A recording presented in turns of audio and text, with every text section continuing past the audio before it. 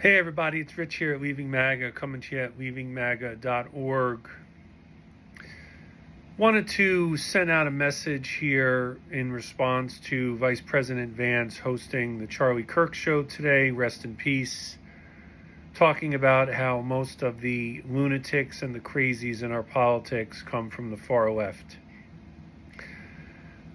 So the Vice President knows that is not true. And this video is not going to get into, are there more on the left than on the right? They're on both sides, but there are more on the right. And I think any objective analysis will confirm that.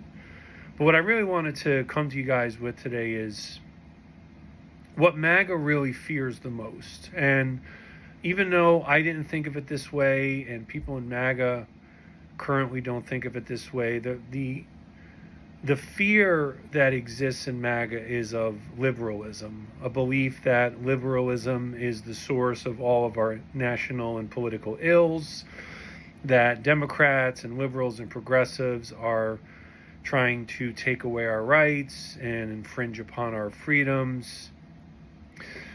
And there are a lot of people in America who have been traumatized in lots of different ways, politically, economically. But instead of trying to be honest with adherents, what MAGA politicians and MAGA influencers do is exploit some of the fears and anxieties that people in MAGA, just like all of us, have about our lives and our livelihoods and economic opportunity and our kids' education and a safe and secure nation. And so that's why with what J.D. Vance is doing today and what the president says all the time about so-called far-left lunatics, they're just trying to exploit the disillusioned. And there are some who, for very good reasons, feel left behind, unseen, unheard. They feel disenchanted from our political system. And I think that some of those grievances are not unwarranted. But it's important to just keep in mind that the president, the vice president, MAGA politicians, MAGA influencers, they are just preying upon the vulnerable. And they are exploiting for political purposes the death of Charlie Kirk. It pains me to say that.